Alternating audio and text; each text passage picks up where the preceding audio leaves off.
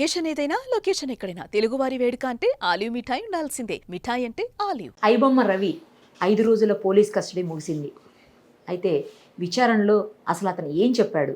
ప్రస్తుతం మనతో పాటు సిసిఎస్ నుంచి క్రైమ్ పోలీస్ ఆఫీసర్ సిఐ గారు ఆయన నరేష్ గారు ఉన్నారు. ఆయనతో మాట్లాడదాం. ఎందుకంటే ఎస్పెషల్లీ ఈ కేసును ఫస్ట్ నుంచి ఫాలో అవుతున్నటువంటి పర్సన్. సో ఆయనకు మొత్తం తెలుస్తుంది. ఒకసారి అడుగుదాం. సార్ నమస్తే. సార్ ఏంటి పరిస్థితి, అసలు ఏం చెప్పాడు? దాదాపు 5 రోజులు పోలీస్ కస్టడీకి తీసుకున్నారు. అయినప్పటికీ మళ్ళీ మీరు 7 రోజులు కస్టడీకి కావాలని చెప్పి పిటిషన్ వేశారు. 5 రోజులు పోలీస్ కస్టడీ సరిపోలేదా? అసలు ఏం చెప్పాడు? ఇతను మేడం ఇన్మడి రవి, అతను ఐబొమ్మ వెబ్సైట్ ఆర్గనైజర్ అతనే. అయితే మనకి అంటే ఇనీషియల్గా మనం అతన్ని అరెస్ట్ చేసే ముందు 24 అవర్స్ లోపల ప్రొడ్యూస్ చేయాలి కాబట్టి తీసుకొచ్చిన తర్వాత ఆయన కన్ఫెషన్ రాసి మనం రిమైండ్ చేసినాము. దాని తర్వాత మనకి ఇంకా చాలా డాటా అతని దగ్గర ఫిజికల్ సర్వర్స్ ఉన్నాయి, ప్లస్ క్లౌడ్ సర్వర్స్ కూడా చాలా మెయింటైన్ చేశాడు. వెబ్సైట్ని వేరే వేరే దగ్గర హోస్ట్ చేశాడు అనమాట. డొమైన్స్ వేరే దగ్గర పర్చేజ్ చేశాడు, వెబ్సైట్ హోస్ట్ ఒక దగ్గర చేశాడు, డిఎన్ఎస్ సర్వీసెస్ ఒక దగ్గర నుంచి తీసుకున్నాడు. కొద్దిగా చాలా టెక్నికల్గా చేశాడు కాబట్టి మేము కూడా అసలు ఏం జరిగింది, ఎలా జరిగింది తెలుసుకోవడానికి టోటల్గా మనం కస్టడీకి వేసినాం మేడం. 5 days కస్టడీ తీసుకున్నాము.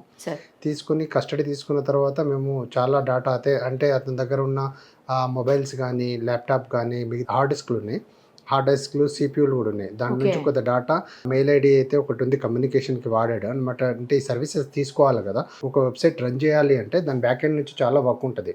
అంటే డొమైన్ని పర్చేస్ చేయడము, డొమైన్ని రిజిస్టర్ చేయించడము, సర్వర్ని హోస్ట్ చేయడం సమ్వేర్. సో టెక్నికల్గా కంటెంట్ని మేనేజ్ చేయడము అన్ని వీళ్ళు చేయరు మేడం. అంటే అవుట్సోర్సింగ్ కింద చాలా మందిని యూజ్ చేసి ఇతను వర్క్ చేయించుకొని దాన్ని రన్ చేయించాలా. అంటే ఇతను బ్యాక్ ఎండ్ నుంచి వేరే సపోర్ట్ తీసుకొని చేస్తాడు అనమాట. టోటల్గా అయితే ఇతనిదే ఆ వెబ్సైట్ ప్లస్ ఇతన్ని మొత్తం మేనేజ్ చేస్తాడు. బట్ ఆర్గనైజింగ్ అంటే వేరే వాళ్ళతోటి డిఫరెంట్ వర్క్స్ అనేది చేపిస్తాడు అనమాట. ఆ వర్క్ అంతా అసలు ఎట్లా చేశాడు, దాన్ని ఎట్లా అంటే ఆ సర్కిల్ ఎట్లా స్టార్ట్ అయింది, వెబ్సైట్ ఎట్లా స్టార్ట్ చేశాడు, ఆ వ్యూ అదే మూవీ ఏదైతే ఉంటుందో ఆ వెబ్సైట్లో జనాలు వ్యూ చేసేదాకా అంటే ఎట్లా ప్రాసెస్ చేశాడు అనేది మనం ఎవాల్యూట్ చేయగలిగినాం మేడం ఈ 5 days కస్టడీలో. సో దానికోసం మేము కస్టడీ తీసుకున్నాం అనమాట. Right sir. అసలు అతను పైరసీనే చేయలేదని అంటున్నారు, నిజమేనా? పైరసీ చేయకుండా వేరే మూవీ రూల్స్ ఇంకా తమిళ్ వెబ్సైట్స్ వాటి దగ్గర నుంచి కొన్నాడు అని చెప్తున్నారు. అప్పుడు అసలు పైరసీ యాక్ట్ ఎలా వర్తిస్తుంది ఇతనికి? పైరసీ అతను చేశాడు madam. Piracy in the sense ఆయన ఏం చేస్తాడంటే కొన్ని వెబ్సైట్, మీరు అన్నది వాస్తవమే, కొంత వెబ్సైట్ నుంచి అతనికి ఏంటంటే వేరే వెబ్సైట్లో నార్మల్ క్వాలిటీ మూవీస్ కూడా అప్లోడ్ చేస్తారు. అసలు ఐబొమ్మ ఫేమస్ అవ్వడానికి మెయిన్ రీజన్ ఏంటంటే హెచ్డి క్వాలిటీ అనేది అతను అందిస్తున్నాడు ఫ్రీ ఆఫ్ కాస్ట్. అతను ఏం చేస్తాడంటే ఆ వెబ్సైట్ల దగ్గర మంచి క్వాలిటీ ఉన్న కొన్ని మూవీస్ మాత్రమే తీసుకుంటాడు. కొన్ని హై బడ్జెట్ మూవీస్ ఉంటాయి కదా, అట్లాంటి మూవీస్ మాత్రం ఆయన ఓన్గా ఆ టెలిగ్రామ్ ఛానల్ త్రూ సోర్స్ అనేది తీసుకుంటాడు అనమాట. అది ఒకవేళ మూవీ మంచిగా ఉంది, హెచ్డి క్వాలిటీ ఉంది ఆ వెబ్సైట్లో అంటే అవి తీసుకుంటాడు. ఇతను ఓన్గా కూడా మంచి మూవీస్ ఏదైతే ఉంటాయో హెచ్డి క్వాలిటీస్, మంచి కొద్ది హై బడ్జెట్ మూవీస్ ఉంటాయి కదా, మంచి హీరోస్, అవి మాత్రం ఈయన ఓన్గా హెచ్డి క్వాలిటీ తీసుకొని మరి వెబ్సైట్లో అప్లోడ్ చేస్తాడు. దాంతోపాటు ఆయన ఓటీటీ కంటెంట్ వేరే వెబ్సైట్లో మీరు చూస్తే ఉండదు. ఓటీటీ కంటెంట్ ప్యూర్లీ ఇతను మాత్రమే ఐబొమ్మ దగ్గర మాత్రమే ఉంటుంది. అతను దాన్ని హెచ్డి క్వాలిటీ హై డెఫినేషన్లో మార్చి అప్లోడ్ చేస్తాడు. అంటే ఇవి చేశాడు కాబట్టి పైరసీ అంటారు. Piracy madam. అతన్ని మీరు అంటే ఎవరైతే డొమైన్ ఉందో లేకపోతే ఎవరైతే ప్రొవైడర్ ఉన్నారో వాళ్ళకి మీరు మెయిల్ పెట్టారని చెప్పేసి ఆ మెయిల్ అనుకోకుండా ఇతనే చూశాడని చెప్పి ఆ మెయిల్కి తనే రిప్లై ఇచ్చాడని కూడా అంటున్నారు, నిజమేనండి అది? అయితే మేడం ఏం చేస్తారంటే ఐబొమ్మ వెబ్సైట్ మనం ఓపెన్ చేస్తే ఏదైనా మూవీ మనం చూడాలనుకున్నాం అనుకోండి, ఆ మూవీ మీద మనం క్లిక్ చేయాలి. ఆ మూవీ మీద క్లిక్ చేసినప్పుడు అది యాడ్స్ కంపెనీకి రీడైరెక్ట్ అవుతుంది. అంటే ఇప్పుడు ఇతను మొత్తం పైరేటెడ్ కంటెంట్ని, ఐబొమ్మ అనేది పైరేటెడ్ కంటెంట్ అప్లోడ్ చేస్తారు ఆ వెబ్సైట్లో. సో పైరేటెడ్ కంటెంట్ ఉన్న వెబ్సైట్ని మనం గూగుల్లో పబ్లిష్ చేయలేము. చూసే వాళ్ళు ఉంటారు కదా జనాలు, ఆ మూవీ చూడడం వల్లనే రెవెన్యూ అంటే ట్రాఫిక్ అనేది ఫ్లోట్ అనేది జనరేట్ అవుతుంది. సో ఆ ఫ్లోట్ని ఇతని వెబ్సైట్ త్రూ ఆయన చేసుకోలేడు కాబట్టి ఒక యాడ్ కంపెనీ అనేది అతను క్రియేట్ చేసుకున్నాడు అనమాట. యాడ్స్బుల్ అని ఒక కంపెనీ క్రియేట్ చేసుకుని దాని త్రూ రెవెన్యూ, దాన్ని గూగుల్లో పబ్లిష్ చేసుకుని దాని త్రూ రెవెన్యూ అనేది జనరేట్ చేసుకుంటారు. మనం కొన్ని కంపెనీస్ అనేది కొన్ని వెబ్సైట్స్ అనేది ఐడెంటిఫై చేసినాం అనమాట. ఆ వెబ్సైట్ని ఒక కంపెనీ, అతని ఒక కంపెనీ, అది యూఎస్ రిజిస్టర్డ్ కంపెనీ తోటి రిజిస్టర్ చేసుకున్నాడు. దాన్ని ఒక డొమైన్లో రిజిస్టర్ చేసుకున్నాడు అనమాట. సో మనం ఏమనుకున్నామంటే ఈ కంపెనీస్ అయితే ఉంటాయి యాడ్స్ కంపెనీస్, అతనే మెయిన్ కల్పిట్ అని అనుకున్నాము. సో అతని సర్వీసెస్ వేరే కంపెనీ త్రూ తీసుకున్నాడు అనుకున్నాం కదా, ఇది అతందే అది అతందే. యుఎస్ కంపెనీ కదా, ఇది అతనిది అదే అతనిది. మనం ఏం చేసినామంటే ఇట్లా వెబ్సైట్లో పైరేటెడ్ కంటెంట్స్ అప్లోడ్ అవుతున్నాయి, మాకు డీటెయిల్స్ కావాలా, ఇది ఎవరు చేస్తున్నారని చెప్పి మనం కమ్యూనికేట్ అయితే అతను ఏం చేశాడంటే మీ దగ్గర ఏం కాంక్రీట్ ఎవిడెన్స్ ఉంది, అది పైరేటెడ్ అని ఎట్లా చెప్తున్నారు మీ దగ్గర, ఏదైనా కాంక్రీట్ ఎవిడెన్స్ అయితే మాకు ఫర్నిష్ చేస్తే నేను డేటా ప్రొవైడ్ చేస్తా అని చెప్పి ఆయన మనకి మెయిల్ పెట్టాడు అనమాట. అప్పుడు దాకా మనం అతనే అని మనకు తెలియదు, మేము అతనితో కమ్యూనికేట్. దాని తర్వాత రియలైజ్ అయింది ఏంటంటే కొన్ని డీటెయిల్స్ అనమాట, మనకి ఇంతకుముందు వచ్చిన యాడ్ కంపెనీస్ డీటెయిల్స్ ప్లస్ ఇప్పుడు ఏదైతే కంపెనీ యూఎస్ కంపెనీ అన్నాం కదా రిజిస్టర్డ్, ఆ కంపెనీ డీటెయిల్స్ అన్ని మ్యాచ్ చేసుకుంటే ఇతని డీటెయిల్స్ వచ్చినాయి కాబట్టి అరే ఇతనే ఫైనల్ పర్సన్ అని మనం అప్పుడు ఐడెంటిఫై చేసుకోగలిగాం అనమాట. అప్పుడు రిప్లై ఇస్తే ఏం చేశారు? ఇంకా అక్కడ నుంచి రిప్లై ఏం లేదు మేడం, ఇంకా మనం అండర్స్టాండ్ అయినాం కదా, ఫర్దర్ కమ్యూనికేషన్ చేయలేదు, ఏం చేయలేదు. చేయకపోతే ఇంకా అతను కూడా సైలెంట్ ఉన్నాడు అంతే. అంటే మీరు ఇంకేం చేయట్లేదు అని అనుకున్నాడు. అవును కరెక్ట్, ఎగ్జాక్ట్లీ. అంటే ఓవర్ కాన్ఫిడెన్సా? ఇంకా అంతే మేడం. అతనిది ఏంటంటే ఇక్కడ ఒక ఏముందంటే అతని పర్సనల్ డీటెయిల్స్ ఎక్కడ పెట్టలేదు ఆయన, ఒక యూఎస్ రిజిస్టర్డ్ కంపెనీలో తప్ప. దానికి ఇప్పుడు మనం ఈ యాడ్స్ కంపెనీస్కి అతని పర్సనల్ డీటెయిల్స్ ఉండవు, వేరే వాళ్ళ డీటెయిల్స్. నేను ఇంతకుముందు చెప్పాను కదా కొన్ని ఐడి ప్రూఫ్స్ ఎట్లా చేసాడు అంటే, ఇప్పుడు నా పేరు ఉందనుకోండి, ఆ ఫోటో మాత్రం అతనిది ఉంటుంది, అర్థమైంది, జస్ట్ ఫోటో అతనిది ఉంటుంది, డీటెయిల్స్ మాత్రం వేరే వాళ్ళే ఉంటాయి. సో ఆ జాగ్రత్త పడ్డాడు ఆయన. ఈవెన్ ఆయన పేమెంట్ ఏదైతే చేస్తాడో ఏది సర్వీసెస్ మేడం, డిఫరెంట్ సర్వీసెస్, ఇప్పుడు ఏం చేయాలని చెప్పి అక్కడ హోస్ట్ చేశాడు ఆయన, రిజిస్టర్ చేసుకున్నాడు, డొమైన్ రిజిస్టర్ అక్కడ చేసుకున్నాడు, హోస్ట్ ఐపీ వాల్యూమ్ అని చెప్పేసి ఒక కంపెనీలో హోస్ట్ చేసుకున్నాడు, సర్వర్ని హోస్ట్ చేసుకున్నాడు అక్కడ, అది వెబ్సైట్ సర్వర్ని అక్కడ హోస్ట్ చేసుకున్నాడు అనమాట. ఆ డీటెయిల్స్ అన్ని, ఆ పేమెంట్ అన్ని చేయాలి అనుకుంటే మన కార్డ్ నుంచి మనం ఏం చేస్తాం, మనం ఏదైనా జెన్యూన్ ట్రాన్సాక్షన్ చేసినప్పుడు మన కార్డ్ డీటెయిల్స్ యూజ్ చేస్తాం కదా, వేరే వాళ్ళ పేరు, ఇప్పుడు నేను చెప్పాను కదా ఫోటో మాత్రం అతను ఉంటుంది, డీటెయిల్స్ మాత్రం వేరే వాళ్ళు ఉంటాయి. సో అట్లా ఒక బ్యాంక్ అకౌంట్ ఓపెన్ చేసి ఆ కార్డ్స్ త్రూ పేమెంట్ చేసేవాడు అనమాట. సో పేమెంట్ డీటెయిల్స్కి కానీ ఈ రిజిస్ట్రేషన్ డీటెయిల్స్ కానీ ఎక్కడ కూడా అతని పేరు రాకుండా, ఐడెంటిటీ రాకుండా జాగ్రత్త పడ్డాడు కాబట్టి ఐపీస్ కూడా మాస్ చేస్తున్నాడు సిమిలర్ టైమ్స్.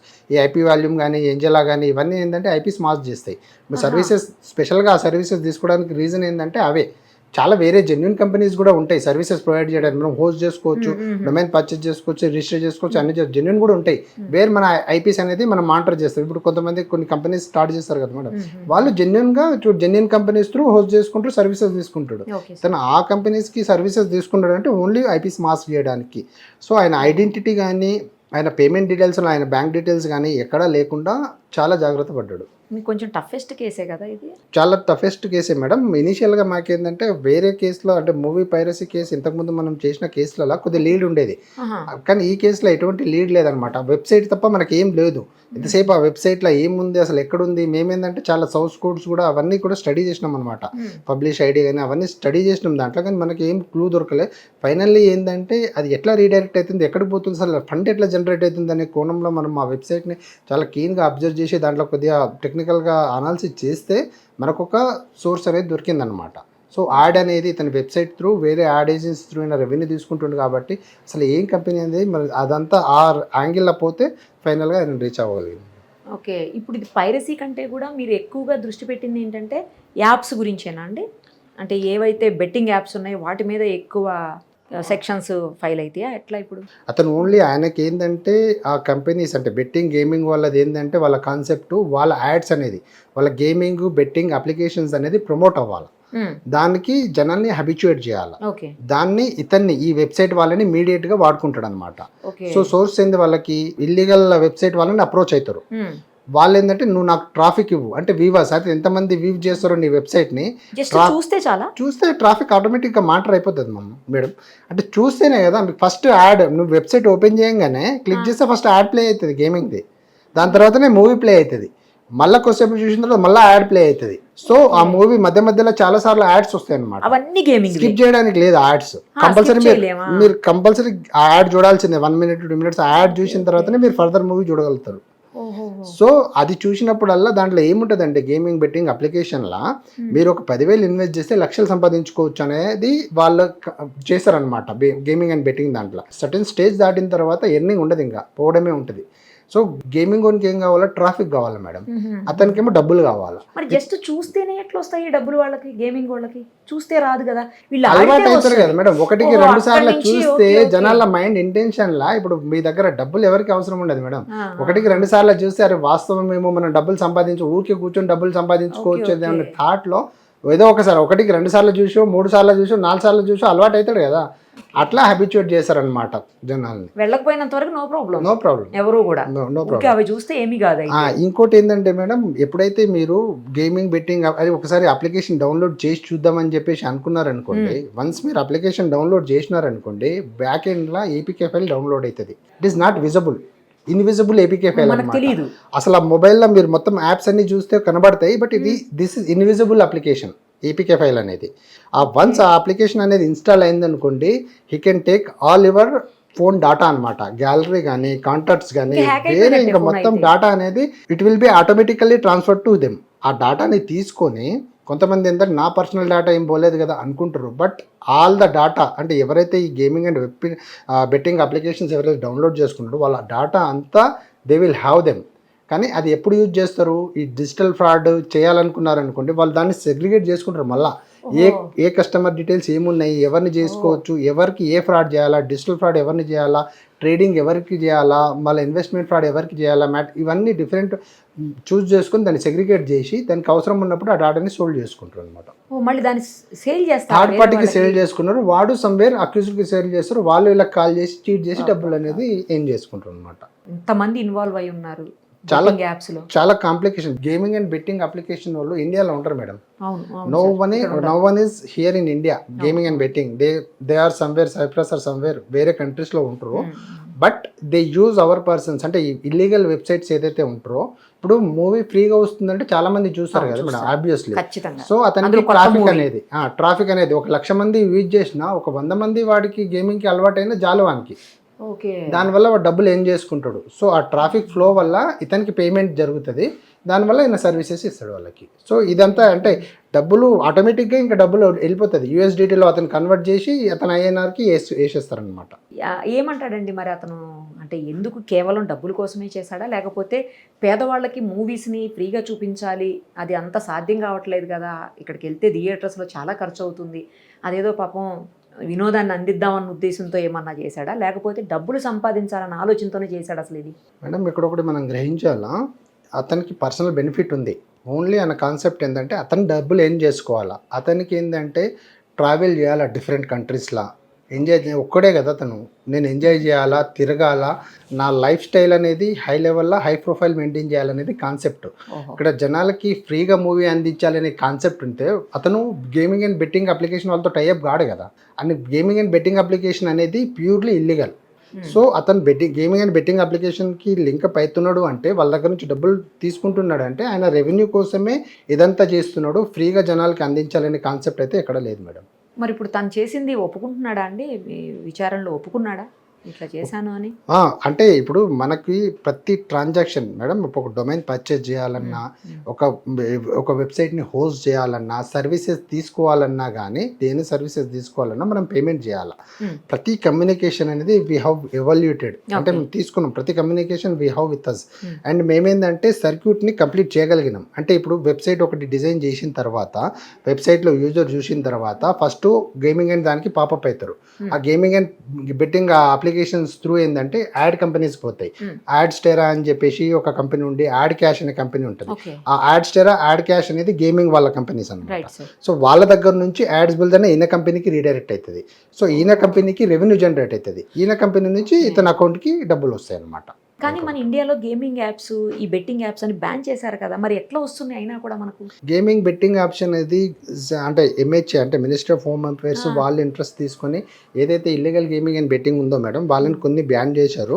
బట్ ఇక్కడ కూడా ఏం చిన్న ఫ్లా ఏముందంటే, అన్ని స్టేట్లలో, ఇండియాలో కూడా అన్ని స్టేట్ల గేమింగ్ బెట్టింగ్ అనేది ఇల్లీగల్ కాదు. కొన్ని ఏంటంటే ఇండివిజువల్ స్టేట్స్ అనేది సెంట్రల్ లాతో పాటు కొన్ని స్టేట్ లాస్ అనేది డిజైన్ చేసుకున్నాము. మన ఏపీ అండ్ తెలంగాణలో గేమింగ్ అనేది కంప్లీట్లీ ఇల్లీగలే కదా, కంప్లీట్లీ ఇల్లీగల్. మీరు ఆ గేమింగ్ అండ్ బెట్టింగ్ అప్లికేషన్స్ ఏదైతే డౌన్లోడ్ చేసుకుని ఆప్షన్స్ ఇస్తారో, మన ఆప్షన్స్ రావు, మన స్టేట్ ఆప్షన్స్ రావు, వేరే స్టేట్ ఆప్షన్ పెట్టుకొని మనం ఆడుకోవాలి. సో దానికోసం అంటే కంప్లీట్లీ ఇల్లీగల్ కాబట్టి దీన్ని ఎవరు ఎంటర్టైన్ చేయరు. సో దీనివల్ల ఏంటంటే మేడం, ఇంకొకటి చాలా మంది రెవెన్యూ పోగొట్టుకోవడం ఒకటి, ఏదైతే ఈ గేమింగ్ అండ్ బెట్టింగ్ వాళ్ళకి అలవాటు అవుతారో వాళ్ళు రెవెన్యూ పోగొట్టుకోవడం ఒకటి, వాళ్ళు వేరే వాళ్ళకి క్రెడిట్స్ తీసుకొని డబ్బులు లక్షల క్రెడిట్ తీసుకొని వాళ్ళకి పే చేయలేక కొంచెం చాలా మంది ప్రాణాలు కూడా కోల్పోతున్నారు, సూసైడ్ చేసేసుకుంటున్నారు చాలా మంది. అదే బాధ అనిపిస్తుంది. ఇంకొకటి, ఇప్పుడు అసలు మన స్టేట్ ఎస్పెషల్లీ ఇండియాలో మన స్టేట్స్కే ఎందుకు ఇంత గేమింగ్ యాప్లు బెట్టింగ్ యాప్లు ఎందుకు ఇంతమంది బలైపోతున్నారు సార్? మనకు అవగాహన లేకనా, లేకపోతే అసలు ఎక్కువ సంపాదించాలన్న ఆ ఇది మనకే ఎక్కువ ఉందా ఏంటి అసలు? ఇప్పుడు దీంట్లో ఏంటంటే మేడం, మామూలుగా జాబ్స్ లేనోళ్ళు, అంటే ఇంట్లో ఉండి జాబ్ లేనోళ్ళు ఒకటి, జాబ్ ఉండి కూడా పార్ట్ టైంగా ఇంకా డబ్బులు ఎర్న్ చేసుకోవాలని కొన్ని రెండు రకాలు కూడా జనాలు డబ్బులు ఎర్న్ చేయాలనే కాన్సెప్టే. ప్లెజర్ ఒకటి వస్తుంది ఆడుతుంటే, దాంతోపాటు కొంత డబ్బులు గెయిన్ చేయాలని. ఒకసారి డబ్బులు పోగొట్టుకున్న అతను మళ్ళీ ఇంకా పెడితే ఇంక వస్తాయేమో అనే కాన్సెప్ట్లో కంటిన్యూ చేస్తూనే ఉంటారు. సో అతనికి తెలియదు ఇంత డబ్బులు లాస్ అవుతా అని చెప్పేసి. ఫైనల్గా దీంట్లో చూస్తే ఏంటంటే ఒక 20 లక్షలు 50 లక్షలు పోగొట్టుకుంటూ ఉంటారు. ఇంకా దాని తర్వాత ఏం చేయలేడు కదా మేడం. ఇంకా అతనికి ఎప్పటివరకు అయితే అప్పు పుడుతుందో, క్రెడిట్ ఇచ్చేటోళ్ళు ఉంటారో అప్పటి వరకు క్రెడిట్ తీసుకుని ఆడతాడు. వన్స్ వేరే వాళ్ళు బయట నుంచి డబ్బులు రావడం ఆగిపోతే అప్పుడు ఆగిపోతాడు అతను అప్పుడు రియలైజ్ అవుతాడు, అరే ఇంత డబ్బులు పోగొట్టుకున్నానా అని. వీళ్ళు వచ్చి నా డబ్బులని అడిగేసరికి అతనికి ఏం చేయాలో వాళ్ళకి రెవెన్యూ ఉండదు, ఏం చేయాలో తెలియక సూసైడ్కి ట్రాన్స్ఫర్ అవుతారు అనమాట. మొన్న మా ఆఫీస్కి వచ్చాడు సార్, ఏకంగా 24 కోట్లు పోగొట్టుకున్నాడు బెట్టింగ్ యాప్స్లో. 24 కోట్లు పోయే వరకు ఏం చేస్తున్నాడో అర్థం కాలే అసలు మాకు. ఇప్పుడు అదే మేడం, దీంట్లో ఏంటంటే ఆ గేమింగ్ ఆడుతుంటే ప్లెజర్ ఒకటి వస్తుంది, టైం ఒకటి పాస్ అవుతుంది, వాళ్ళకి ప్లెజర్ ఒకటి వస్తుంది. ప్లస్ ఏంటంటే ఇప్పుడు కాకపోతే నెక్స్ట్ టైం అయినా వస్తుందేమో అనేసి అది గేమ్ వస్తుందేమో అని. గేమ్ బై లక్ ఒకటి, గేమ్ బై ఛాన్స్ రెండు ఉంటాయి అన్నమాట ఇంట్లో. ఇక అది మనం డిపెండ్స్ అపాన్ మేడం. అది అప్లికేషన్ కూడా వాళ్ళు సెల్ఫ్గా డెవలప్ చేసుకున్న అప్లికేషన్. దానికి ఒక కోడింగ్ రాసుకోవాలా, దానికి మొత్తం రాసుకోవాలా, దానికి ఒక సెటప్ ఉంటుంది మేడం. అంటే జనరల్ ఒక సర్టెన్ పీరియడ్ వరకే యాక్సెస్ ఉంటుంది. అంటే బోత్ సైడ్ ఆడుతున్నోడు గెలిచినంత సేపు డబ్బులు. వన్స్ ఆ సాచురేషన్ లెవెల్ దాటిపోయిన తర్వాత ఇంకా పోగొట్టుకునే ఉంటారు. ఇంకా అది దాంట్లో ఉంటుంది. జనాలకి సంపాదించుకున్న తర్వాత ఆగిపోతే బాగుండు, ఆగరు. జనాలు చాలా మంది అలవాటు అవుతున్నారు మేడం దీన్ని కొద్దిగా ఎడ్ చేయాలని చెప్పేసి. అందుకే జనాలకి ఏంటంటే మేడం, ఫ్రీగా మూవీ వస్తుందని చెప్పేసి ఉన్న థాట్ని కొద్దిగా తీసేసి దాని బ్యాక్ ఎండ్లో ఏం జరుగుతున్నది గ్రహిస్తే కొద్దిగా మంచిగా ఉంటుంది మేడం. సో ప్రతి వాళ్ళకి మేము అవేర్నెస్ చేస్తున్నాం. ఈవెన్ ఆఫ్టర్ అవేర్నెస్ వీడియోస్ చేస్తున్నాం మేడం. చాలా మట్టుకు అవేర్నెస్ వీడియోస్ చాలా సెలబ్రిటీస్తో చేపిస్తున్నాము, ప్రొఫెషనల్తో చేపిస్తున్నాము, చాలా కండక్ట్ చేస్తున్నాము, ట్రైనింగ్స్ కండక్ట్ చేస్తున్నాము. ప్రతిదీ చేసిన తర్వాత కూడా అఫెన్సెస్ జరుగుతూనే ఉన్నాయి. ఇప్పుడు 5 days కస్టడీకి తీసుకున్నారు, మీరు మొత్తం విచారించారు కదా సార్. మళ్ళీ 7 days కస్టడీకి అడిగారు మీరు. ఎందుకు అడగాల్సి వచ్చింది? ఇంకా ఉందా తీసుకోవాల్సిన ఇన్ఫర్మేషన్? అంటే మేడం, ఇప్పుడు మనకి ఇతని దగ్గర కొన్ని బ్యాంక్ అకౌంట్స్ అనేది మనం ఐడెంటిఫై చేసినాము. ఒక బ్యాంక్ అకౌంట్లో 3 crores అనేది మనం ఫ్రీజ్ కూడా చేయగలుగుతున్నాము. ఇతనికి అమౌంట్ అనేది క్రిప్టో రూపంలో వస్తుంది మేడం. ఆ క్రిప్టో యాప్స్ ఏమేమి ఉన్నాయి అనేది మనం ఇంకా స్టిల్ నీడ్ టు ఎవాల్యుయేట్. కొన్ని యాప్స్ అనేది ఫైండ్ అవుట్ చేసినాము. ఇంకా ఎంతవరకు ఇంకా ఏం అప్లికేషన్స్ ఉన్నాయి, దాంట్లో ఎంత ఫండ్ ఉంది, అసలు అది ఎక్కడ ఉన్నాయి, అవన్నీ అనేది మనము ఈ ఎకనామికల్గా ఎట్లా వస్తుంది రెవెన్యూ, దాన్ని ఎస్టాబ్లిష్ చేయాలా. మళ్ళీ దీన్ని ఇంకా స్ట్రాంగ్గా ఇంకా సాలిడ్గా ఇంకేమన్నా ఉన్నాయా, అంటే ఇదే కాకుండా ఇంకేమైనా సర్వర్స్ ఉన్నాయా, ఇంకేమైనా చేస్తున్నాడా, వేరే దాంట్లో ఏమైనా ఇన్వాల్వ్ ఉన్నాడా, అవన్నీ కూడా చేయాల్సి ఉంది మేడం. దానికోసం మనం ఇంకా కొత్త టెక్నాలజీ ఏదో వస్తుంది, దాంతో అయితే అసలే పైరసీని పట్టుకోలేరు, ఇవన్నీ కష్టం అని అంటున్నారు. ఏంటి సార్ ఆ టెక్నాలజీ ఏంటి? అంటే ఇప్పుడు మనం Web 2లో ఉన్నాం మేడం. Web 3 టెక్నాలజీ వస్తుంది. దాంట్లో ఏంటంటే మోస్ట్లీ అనేది ఇప్పుడు మనకి ఏం చేసినా కానీ మన ఐపీస్ అనేది మనం వ్యూ చేయగలుగుతున్నాం. ఇప్పుడు నా సిస్టమ్కి ఒక ఐపీ ఉంటుంది. నేను ఏమన్నా దీంట్లో ఏమైనా చేసినా కానీ నా ఐపీ త్రూ మనం తెలిసిపోతాం మనం ఏమేమి యాక్టివిటీస్ చేసినాం అనేది హిస్టరీ మొత్తం ఉంటుంది. Web 3లో ఏంటంటే ఏది కూడా ఉండదు, అంతా అనానమస్యంగా. అది మీరు ఎక్కడ చేసినా కానీ మీ ఐపీస్ అనేది కనబడవు. ఇంకా కొద్దిగా అది అడ్వాన్స్డ్ వర్షన్ ఉంది. మరి దానికి గవర్నమెంట్ ఎంతవరకు దాన్ని చేస్తుంది చూడాలి మేడం. అది సార్ 100 కోట్ల వరకు సంపాదించాడు ఐబొమ్మ రవి అని అంటున్నారు, నిజమా? అంత సంపాదించాడా? అది చూస్తున్నాం మేడం. అదే మనకి ఏంటంటే క్రిప్టో అనేది అసలు అతను ఎక్కడ పెట్టినాడు, అసలు ఏం వ్యాలెట్స్ వాడినాడు, ట్రాన్సాక్షన్స్ ఎక్కడ రిసీవ్ అవుతున్నాయి, క్రిప్టో ఫామ్లో ఎక్కడ రిసీవ్ అవుతున్నది, కన్వర్ట్ అవుతుంది ఐఎన్ఆర్లో అయితే మనకు ఐడెంటిఫై అయింది, బ్యాంక్ అకౌంట్స్లో పడుతుంది. మరి క్రిప్టో అనేది ఎంతవరకు వస్తుంది, ఎంత క్రిప్టో అనేది కన్వర్ట్ చేసుకుని ఐఎన్ఆర్లో వేసుకుంటుండు, ఇంకా అంటే ఎంత క్రిప్టో అనేది అక్కడ ఏ వ్యాలెట్లో ఎంత ఉందనేది మనం ఐడెంటిఫై చేయాలా. సో ఆ దాన్ని ఎవాల్యూట్ చేయడానికి మనకి అవసరం ఉంది. స్టిల్ ఇంకా పడుతున్నాయా సార్ అతని అకౌంట్స్లోకి అమౌంట్లు? అంటే ఇప్పుడు అవును, అంటే వెబ్సైట్ అనేది లేదు కదా మేడం, టేక్ డౌన్ అయిపోయింది కదా. వన్స్ వెబ్సైట్ రన్ కానప్పుడు ట్రాఫిక్ జనరేట్ కాదు కాబట్టి రెవెన్యూ అనేది ఆగిపోతుంది, వాళ్ళు కూడా ఆపేస్తారు. ఓకే, అతని ఇల్లు కూడా సీజ్ చేశారని విన్నాం సార్, కరెక్టేనా? లేదు మేడం, ఐడెంటిఫై చేసిన ప్రాపర్టీస్ ఏమేమి ఉన్నాయో అవి తర్వాత సీజ్ చేస్తామండి. ఎక్కడెక్కడ ఉన్నాయి సార్? వైజాగ్లో, హైదరాబాద్లో కొన్ని ప్రాపర్టీస్. అక్కడ అతను ఉండే కంట్రీలో కూడా ఉన్నాయి అంటున్నారు. అది ఇంకా చూడాలి మేడం, ఇంకా మనకు ఐడెంటిఫై అవ్వలేదు అక్కడ ఏమున్నది, అది చూస్తాము, చూసి చేస్తాం. ఇప్పుడు 3 CR వరకే ఫ్రీజ్ చేయగలిగినాము. కానీ వచ్చింది 20 CR వరకు అఫీషియల్ గా కనిపిస్తుంది. ట్రాన్సాక్షన్స్ బ్యాంక్ అకౌంట్లలో ట్రాన్సాక్షన్స్ ఉన్నాయి. సో ఇప్పుడు ఉన్న అమౌంట్ మాత్రం మనకి లైవ్ గా ఉన్న బ్యాలెన్స్ మాత్రం మనం సీజ్ చేయగలం. మిగతాది డ్రా చేసేసారా? అంటే వాడుకునేది అంటే అతనికి ఈ బెట్టింగ్ దగ్గర నుంచి స్టార్ట్ చేసినప్పుడు, వెబ్సైట్ స్టార్ట్ చేసినప్పటి నుంచి ఇప్పుడు దాకా వచ్చిన రెవెన్యూ బ్యాంకింగ్ అకౌంట్స్ లో మనకి అంత ట్రాన్సాక్షన్స్ ఐడెంటిఫై చేసినాము. దాంట్లో ఉన్న అవైలబుల్ బ్యాలెన్స్ మాత్రం సీజ్ చేయగలిగాము. ఇప్పుడు వాళ్ళ పేరెంట్స్ని కానీ లేకపోతే వాళ్ళ అంటే వైఫ్ లేరు అనుకోండి, వాళ్ళని వాళ్ళ ఫ్రెండ్స్ని ఎవరినన్నా కూడా అంటే ఇంట్రాగేట్ చేసే అవకాశాలు ఉంటాయా సార్? అట్లా ఏమి ఉండదా? ఒక ఫ్రెండ్ ఉన్నాడు, తను కూడా తనకి కొద్దిగా హెల్ప్ చేశాడు అనమాట దీంట్లో. అంటే పోస్టర్స్ ఉంటాయి కదా మేడం, ఈ మూవీ పోస్టర్స్ అంటే ఒక వెబ్సైట్లో ఆ పోస్టర్ అనేది ఎట్లా ఉండాలా, movie back end movie upload చేస్తాము స్ట్రీమింగ్ బ్యాక్ ఎండ్ నుంచి, లింక్ ఒక దగ్గర నుంచి అప్లోడ్ అవుతుంది. అంటే ఇప్పుడు అతను ఏం చేశాడంటే కొన్ని యాక్సెస్ కొంతమందికి ఇచ్చాడనమాట. నాకు ఒక పోస్టర్ డిజైన్ ఇక్కడ ఒక అతనికి ఒక ఫ్రెండ్కి పోస్టర్ డిజైనింగ్కి ఇస్తాడనమాట. కంటెంట్ మేనేజ్మెంట్ కూడా అతనికే ఇచ్చాడు. Poster design, content management, link upload చేయడానికి. ఆ మూవీ లింక్ అప్లోడ్ చేసిన తర్వాత స్ట్రీమింగ్ అనేది బ్యాక్ ఎండ్ సర్వర్ నుంచి స్ట్రీమింగ్ అవ్వాలి మూవీ అది. సో అది అక్కడ నుంచే స్ట్రీమింగ్ అవుతుంది. అది ఎక్కడైతే సర్వర్ ఉండదో ఆల్రెడీ దాంట్లో మూవీస్ ఉంటాయి కాబట్టి ఆ మూవీని వెబ్సైట్ లో ప్లే కావడానికి స్ట్రీమ్ చేయాలన్నమాట. కోడ్ రన్ చేసి స్ట్రీమింగ్ చేస్తేనే ఆ లింక్ అప్లోడ్ చేసిన లింక్ లో క్లిక్ చేస్తే మనము మూవీ అనేది వ్యూ చేయగలుగుతాం. అంటే అదొక ప్రాసెస్ మేడం. దీంట్లో ఏంటంటే panel web management, panel management, admin control, content design, post design, creation. అంటే ఆ మూవీ అంటే ఇప్పుడు మనకి వెబ్సైట్ పేజ్లో మనకేంటంటే పోస్టర్ కనబడుతుంది కదా, మూవీ పోస్టర్ కనబడుతుంది, అప్లోడ్ డౌన్లోడ్ ఆప్షన్స్ ఉంటాయి అన్నమాట. డౌన్లోడ్ చేసుకోవచ్చు మనం, ఆ పోస్టర్ కూడా కంటెంట్ అనేది కనబడుతుంది. సో బ్యాక్ ఎండ్ నుంచి దాన్ని స్ట్రీమ్ చేసి రన్ చేయించాలి. ఆ సర్వర్లో ఉన్న మూవీని వెబ్సైట్ మీద రావాలంటే కోడ్ జనరేట్ చేసి రన్ చేయించాలన్నమాట. అంటే డిఫరెంట్ పర్సన్స్ని కొద్దిగా తీసుకుని చేస్తున్నాడు ఇతను, కొంతమందిని ఇది చేసుకుని అవుట్ సోర్సింగ్తో చేస్తున్నాడు. అది కూడా మనం ఐడెంటిఫై చేయగలిగినాం. అంటే సర్క్యూట్ అనేది క్లోజ్ చేయగలిగినాం. అంటే ఎట్లా వెబ్సైట్ డిజైన్ చేసిన దగ్గర నుంచి ఆ మూవీ జనాలకు వచ్చే దగ్గర నుంచి ఎట్లా జరిగింది ప్రాసెస్ అనేది వి ఎవాల్యుయేటెడ్ ఇట్. అండ్ కొద్దిగా రెవెన్యూ ట్రాన్సాక్షన్ అనేది, క్రిప్టో ట్రాన్సాక్షన్ అనేది ఐడెంటిఫై చేయాలా, దానికోసం మనం కస్టడీ తీసుకుంటాం. ఇప్పుడు ఇతని మీద ఏమేమి సెక్షన్స్ పెట్టారు సార్? ఆ సెక్షన్స్ అన్నిటికీ ఎంత శిక్ష ఉంటుంది? అంటే ఇప్పుడు డిఫరెంట్ సెక్షన్స్ ఉన్నాయి మేడం. ఐటీ యాక్ట్స్ ఉన్నాయి, సినిమాటోగ్రఫీ యాక్ట్ ఉంది, బ్రాడ్కాస్టింగ్ యాక్ట్ ఉంది, ప్లస్ ఆయన కొన్ని ఐడి ప్రూఫ్స్ వేరే వాళ్ళే తీసుకున్నప్పుడు ఫోర్జరీ కేసు ఉంది, ఆర్గనైజ్డ్ క్రైమ్ ఉంది, వేరే వాళ్ళు ఇన్వాల్వ్ ఉన్నారు కాబట్టి దీంట్లో డిఫరెంట్ సెక్షన్స్ చేసినాం. మాక్సిమం 7 years పనిష్మెంట్ వరకు సెక్షన్స్ ఉన్నాయి. Max 7 years. నాన్ బెయిలబుల్ చాలా ఉంటాయి సార్ ఇందులో. అవును మేడం. కానీ బెయిల్ వచ్చే అవకాశం ఉంది, తొందరగానే అయిపోతుందని ఒక అడ్వకేట్ అంటున్నారు. అంటే డిపెండ్స్ మేడం. ఇప్పుడు ఏంటంటే ఒక క్రైమ్ చేసిన తర్వాత మనం అతన్ని రిమైండ్ చేయగలుగుతాం అన్నమాట కొన్ని రోజులు. అంటే వాళ్ళు కూడా బెయిల్ పిటిషన్ ఫైల్ చేస్తారు, దాని మీద విచారణ జరుగుతుంది.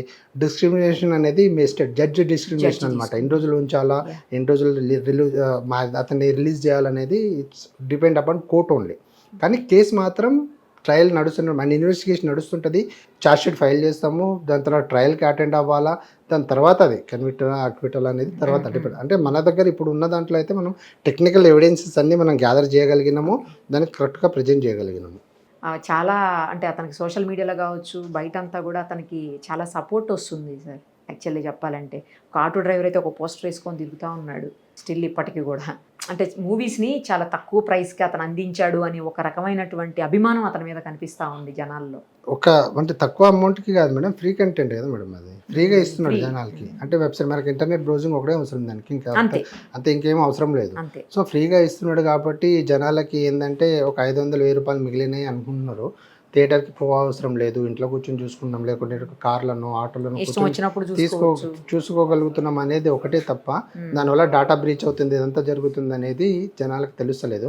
కొద్దిగా ఇదంతా అంటే ఇల్లీగల్ వెబ్సైట్లలో మూవీస్ చూడకోకుండా ఉంటే వాళ్ళకి సైబర్ అఫెన్స్కి బారిన పడరు, వాళ్ళకంటే గేమింగ్ అని పెట్టిన దానికి అలవాటు కారు, వాళ్ళకి అంటే డబ్బులు పోగొట్టుకోరు.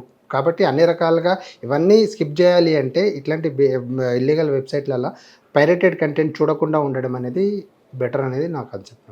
రైట్ సార్, ఫైనల్లీ ఒక్కటి చెప్పండి. అతను అరెస్ట్ చేయడానికి వెళ్ళినప్పుడు మిమ్మల్ని ఇబ్బంది పెట్టాడు, బయటికి లోపలికి రానియకుండా చాలాసేపు బయటే ఉంచిపెట్టి అతని సర్వర్లన్నీ ఏదో క్లీన్ చేశాడు అని చెప్పేసి ఏదో న్యూస్ స్ప్రెడ్ అయింది, అది నిజమా సార్? ఒక 1/2 hour 40 minutes అట్లా కొద్దిగా డోర్ ఓపెన్ చేయలేదు మేడం మాకి. దాని తర్వాత అక్కడ ఉన్న మేనేజ్మెంట్, సెక్యూరిటీ పీపుల్ వాళ్ళతోటి కొద్దిగా కోఆర్డినేట్ చేసుకుని తర్వాత డోర్ తీశాడు.